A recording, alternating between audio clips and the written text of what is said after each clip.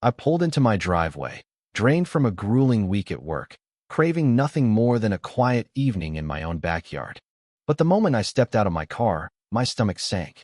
The air was thick with loud music, the clamor of countless voices, and the unmistakable aroma of grilled meat mingled with spilled beer. Bewildered, I scanned the area, thinking a neighbor might be hosting some kind of outdoor bash. But no, this wasn't happening next door. It was in my yard, on my private property. For a few stunned seconds, I stood there, grappling with the absurdity unfolding before me. My backyard, the one I'd painstakingly mowed, maintained, and paid for, had morphed into a full-blown party zone.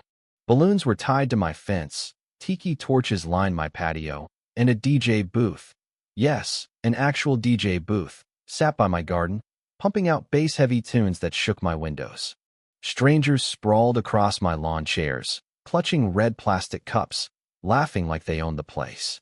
Kids splashed in my pool, tossing an inflatable beach ball, oblivious to their trespassing. My prized grill, the one I'd splurged on, was commandeered by a middle-aged guy in a garish Hawaiian shirt, flipping burgers as if this were his cookout. Then I spotted her, Linda, the scourge of my existence, the self-proclaimed ruler of the neighborhood and the HOA president. She stood at the epicenter of it all, radiating smugness like she was the star of some elite gala. Decked out in an oversized sun hat, a drink in one hand, she chatted with a group of unfamiliar faces, unfazed by the fact that she was invading my space. My fists clenched, my pulse hammering as I stormed toward her. "What the hell is this?" I demanded, my voice straining to pierce the thumping music. Linda turned, her face morphing into a theatrical gasp, as if she'd just noticed me. "Oh, you're home," she said with a syrupy smile. "I figured you'd be stuck at work late." I narrowed my eyes. "That doesn't explain this. Why are there strangers in my yard? Why is there a DJ in my backyard?" She waved a dismissive hand. "Calm down, it's just a little neighborhood get-together. You know, for community spirit. The HOA thought a casual event would be nice, and your yard was perfect for it." My jaw tightened. "You threw a party on my property without asking me." She rolled her eyes, sipping her drink with exaggerated nonchalance. "Oh, please. It's not like you use it much anyway. Besides, your property's under HOA jurisdiction. Per the guidelines, we can host communal events in designated spaces. We all agreed your yard, with the pool, the patio, the space, was ideal. Honestly, you should feel flattered." My blood boiled. "Flattered?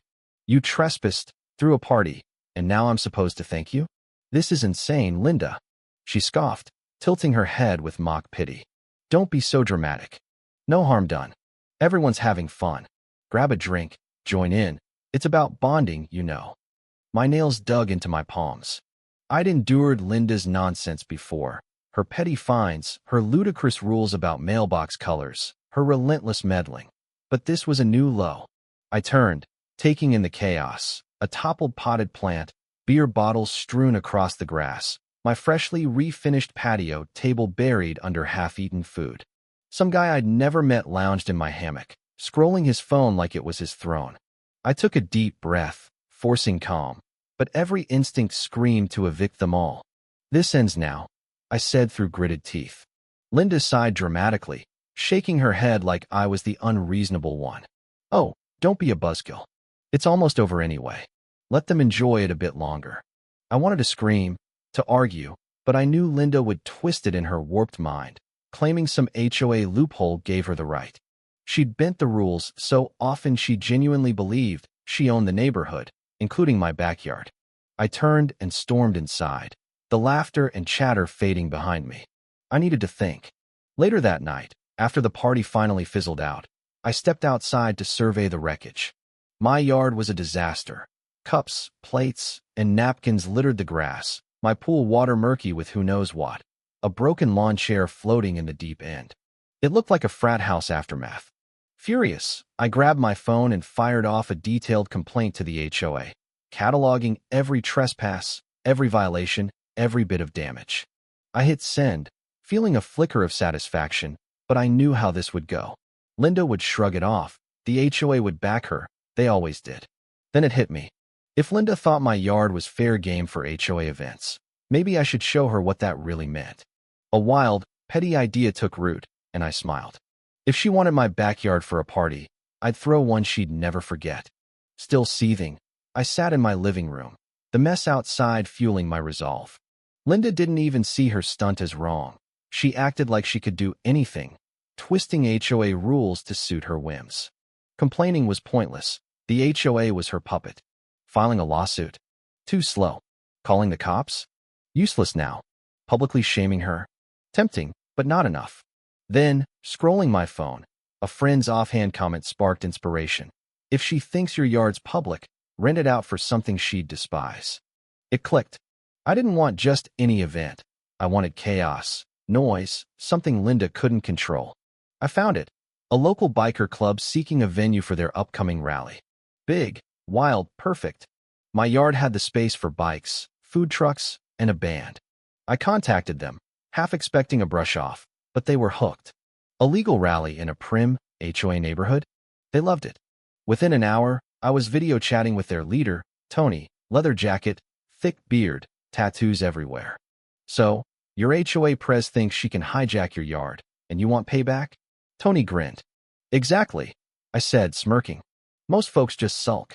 You're playing smart. I like it. We nailed down details. The rally was set for the next Saturday. Bikes, barbecue, live music, full throttle, but legal. No damage, just glorious chaos. My only ask, make it loud.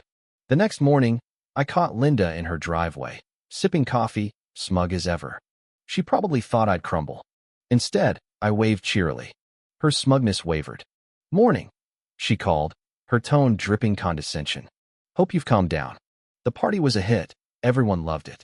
We might make it regular. I clenched my jaw but smiled. Great idea, Linda. Community events are fantastic. I've got one planned for next weekend myself. Her eyes narrowed. She hated surprises she didn't orchestrate. Oh, what kind? Just a gathering, I said casually.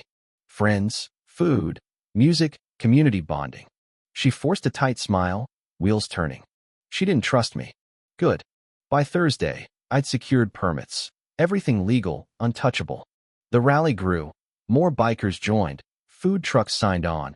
Another band offered to play. Friday evening, engines rumbled as early arrivals parked. Neighbors peeked out, some intrigued, some horrified. Then Linda charged over, hands on hips, eyes blazing. What is this? She barked. I feigned innocence, wiping my hands on my jeans. Just prepping for my event. You know, the one I mentioned. She glared at the bikers, then me. This isn't HOA sanctioned. You can't bring them here. A burly biker, Sam, stepped forward, arms crossed. Problem. Linda floundered, speechless. This is a quiet neighborhood. I'm filing a complaint. Go ahead, I grinned. It's all legal, permits and all. You didn't mind using my yard without asking. Hypocritical much. She sputtered, then stomped off, the bikers chuckling. Saturday dawned still, but at 10 a.m., the rumble began. Motorcycles rolled in, chrome gleaming, engines roaring. Tony led on a flame-painted chopper, nodding as he parked. Tents went up, grills fired, a band tuned with sharp riffs. Linda emerged, clipboard in hand, frozen, then stormed over. What have you done? She shrieked. My gathering, I said calmly. Friends having fun. This isn't community. This is an invasion. Tony loomed over her. We're invited. Got papers. Want to see? Flustered, she snapped. That was an HOA event. Different. Funny, I said. No regulation stopped you then. This. Fully permitted. The band's soundcheck drowned her retort. She retreated, fuming. The rally exploded, grills sizzled, a keg tapped, a dunk tank rolled in. A banner, Welcome to the HOA Biker Bash, ended up on Linda's lawn, pure chaos magic. She ripped it down, shrieking about trespassing. Phones captured it all. Cops arrived. Linda's doing, but my permits checked out. Legal and peaceful, they said, leaving her defeated. The day rocked on. Neighbors joined. Kids got fake tattoos. Teens posed with bikes. I sat in my lawn chair, sipping a drink, watching Linda sulk behind her blinds. Sunset brought a fire pit, laughter, and peace. I'd won. Sunday, the bikers cleaned up perfectly. But noon brought an HOA violation notice. Absurd fines for noise, signage, standards. Laughable. I called my lawyer friend, Mark, who saw a slam dunk case. That evening, Linda called an emergency HOA meeting at her place, flyers screaming, order restoration. She painted me as the villain, but I brought proof. Her trespass, my permits, cleanup pics. Questions turned on her. Residents aired years of grievances. A no-confidence vote ousted her in minutes. The new president, Greg, scrapped my fines and fixed the rules. No more property grabs without consent. Linda moved out soon after, replaced by a biker couple, Rick and Jen, who'd loved the rally vibe. The neighborhood relaxed, healed. I reclaimed my yard. And more. Sipping lemonade under string lights, nodding at Rick's bike rumbling home. Linda started it. I finished it with bikes, barbecue, and better neighbors. Peace at last.